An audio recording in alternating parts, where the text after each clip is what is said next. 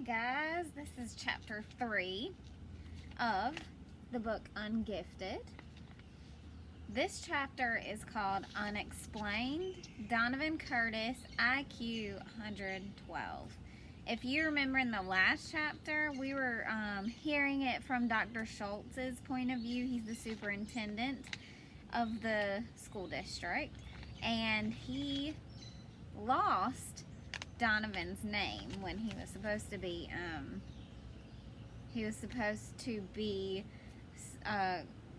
giving him some consequences and calling his parents. So let's see what happens next.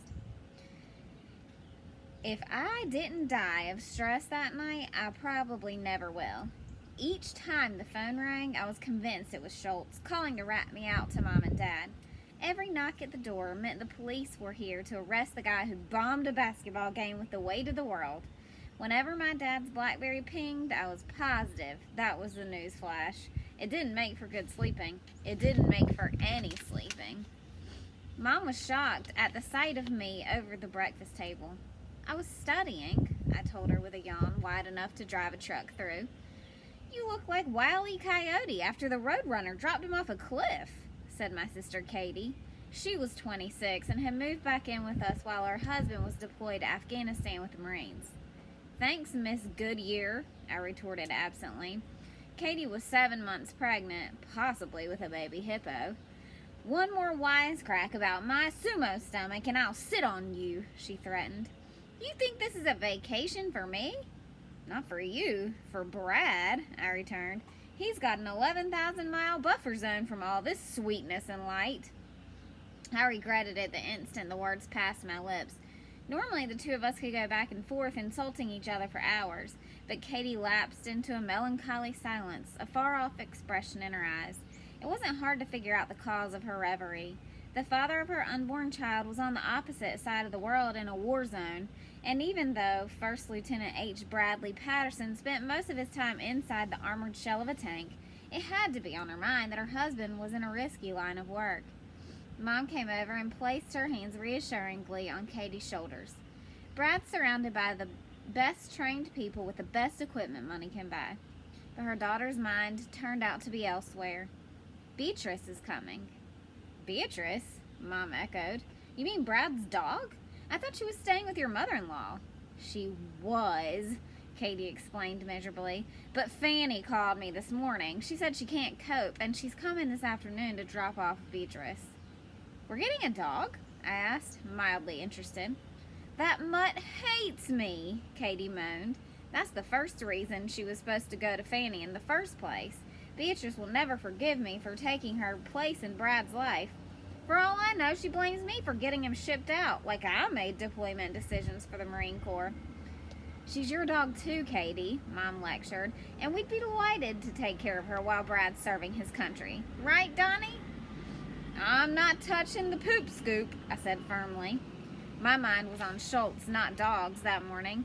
At school, I waited to be called to the office. Between classes, I searched for the summons taped to my locker. Nothing. The anxiety was eating me up from the inside. When the PA announcement finally came, it was almost a relief. Would Donovan Curtis please come to the office? Donovan Curtis to the office. It was the longest walk I'd ever taken. At each open door, hostile faces glowered out at me. Remember, I was still the guy who disrespected our beloved basketball team. When the news got around that I was also responsible for unleashing the runaway globe that bowled out the gym, I was really going to be public enemy number one. At last, I rounded the corner, and the glassed-in reception area came into view. To my surprise, the avenging angel waiting for me was not Dr. Schultz, but Mr. Fender.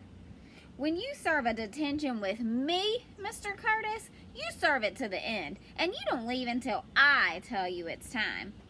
He went on for a while, trying to scare me, I guess. The poor guy had no way of knowing that, considering the payback I was expecting from Dr. Schultz, a rampaging grizzly couldn't scare me. He cut me loose, though, explaining that thanks to the damage to the gym, we students had suffered enough. I had a sneaking suspicion Schultz wasn't going to see it that way.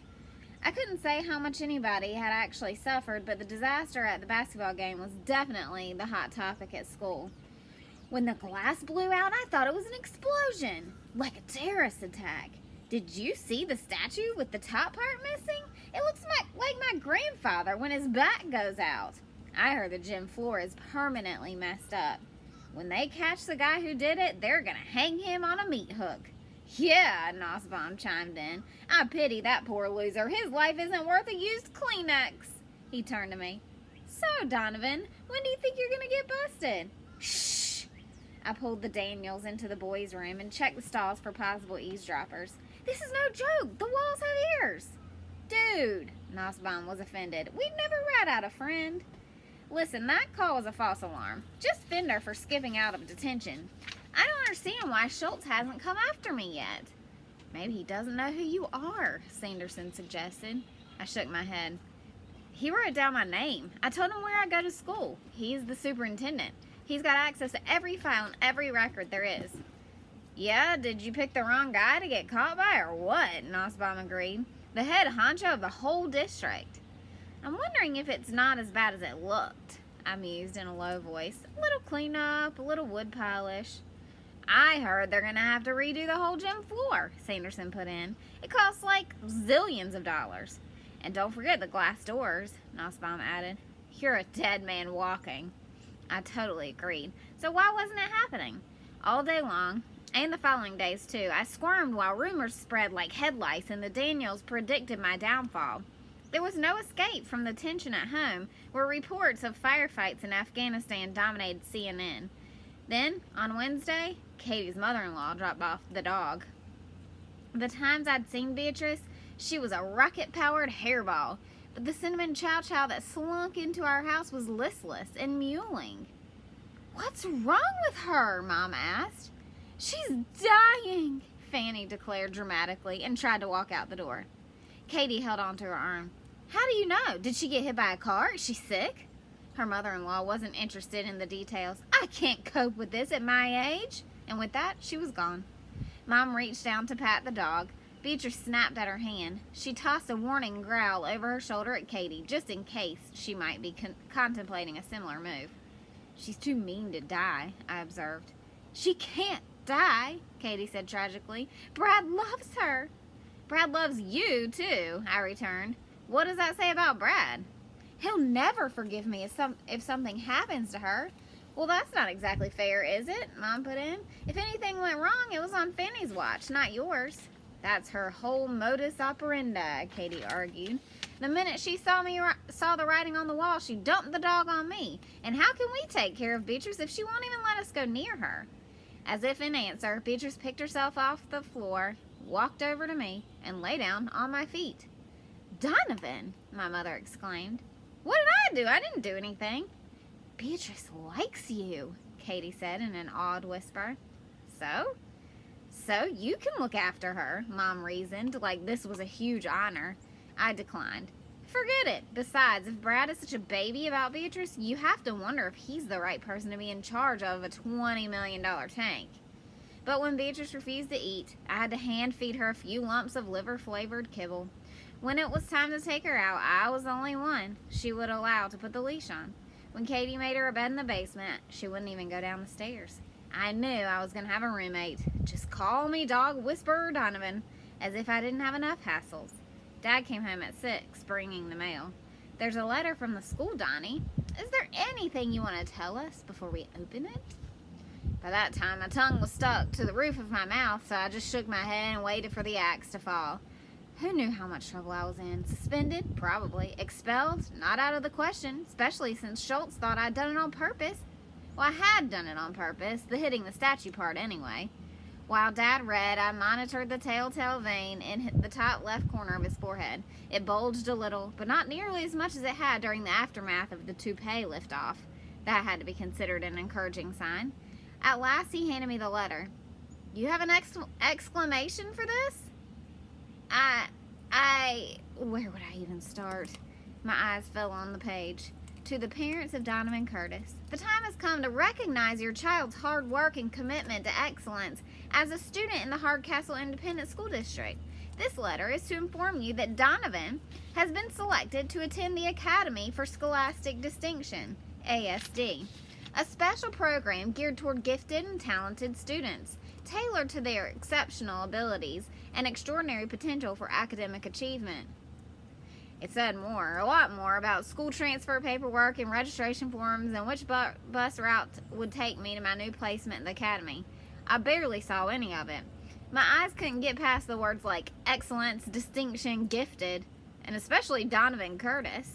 Gifted? Me? I was the guy who skateboarded down water slides and shot a super soaker at an electric fence. When people heard my name, they thought, don't try this at home. Not gifted. I wasn't being expelled. I was being promoted. Dad was grinning from ear to ear. I always knew that the real problem was they just weren't challenging you. Mom looked worried. Is everything okay? Donnie's gifted, Dad crowed. It's a mistake, Katie scoffed. This kid's about as gifted as a caterpillar. He brings home a bee and it sets off 6 days of skywriting and fireworks. Much as I hated to agree with Katie, she had a point. My grades weren't terrible, but they were nothing to write home about. Come to think of it, I remembered the day all the nerds and brainiacs took the special aptitude test to see who got into the gifted program. I remembered it because nobody even asked me to give it a try, and I wasn't insulted because I wasn't gifted. My eyes skipped down to the bottom of the page. My heartiest congratulations once again. Your child is a credit to the Hardcastle Independent School District. Sincerely, Dr. Alonzo Schultz, Superintendent, HISD. Schultz. The only program Schultz would recommend me for was Alcatraz. Didn't he realize who I was? I mean, the guy made a point of getting my name so he'd know exactly who to burn at the stake. It came to me in a giddy flashback of the day of the incident. Right after Schultz let me go, his secretary asked for the roster of new kids for the academy. The superintendent's response was the last thing I remember before bouncing out of there. His exact words, "It's on my desk, Cynthia. You can't miss it." Had that big doofus scribbled my name on the gifted list by accident, and everybody else thought it was there because it was supposed to be? It seemed crazy, but it did explain the two inexplicable things going on in my life right now. One, why Schultz hadn't come to kill me yet, and two, why I'd just been invited to go to genius school. I laughed out loud. People thought I acted without thinking. This was 1,000 times worse than hitting a statue with a twig. It was a shoo-in for the Bonehead Moves Hall of Fame. What's so funny? Dad asked. I almost spilled the beans. How many chances do you get to show that the guy who runs the entire city school system is an even bigger dipstick than you are?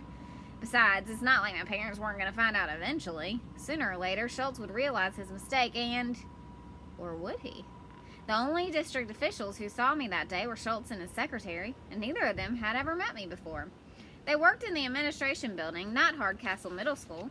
The paper my name was written on was surely gone now, crumpled up in a wastebasket or fed through a paper shredder. The one thing the superintendent knew about me was the school I went to. That was the only way he could get to me. The gifted letter tingled in my hands. If I was at the academy, he wouldn't be able to find me. It was the realm of brainiacs and goody-goodies, the last place you'd look for a kid who put a bronze globe through a glass door. A tiny voice spoke up from the depths of my spleen. Forget it. Not in a million years. You won't last 10 minutes in the gifted program. There's never been anybody more ungifted than you. Mom was flushed with happiness. I always knew this day would come. It was only a matter of time before people realized how special you are. She sniffed back a tear of emotion. Beatrice was our good luck charm. Things are finally starting to turn around for this family. I can feel it. I feel it too, added Dad, putting his arms around her. Wait a minute. Beatrice? His eyes strayed to the hall where the languid Chow Chow was chewing on his newspaper, reducing it to an inky pulp. Up until that instant, I honestly didn't think I was going to go through with it. But since Brad had shipped out and Katie had moved back in, the tension in our house had been simmering just below the boiling point. And now this extra stress with the stupid dog? How could I pile my own problems on top of that? Especially when Mom and Dad looked so proud, something that didn't happen every day where I was concerned. I thought of my namesake, James Donovan, on the foundering Titanic. What would he do? Sink or swim? Gifted, I said a little louder, as if trying it on for size. I guess I'd better go to school and clean out my locker. Wonder what's gonna happen next with Mr. Donovan. We'll have to see you tomorrow.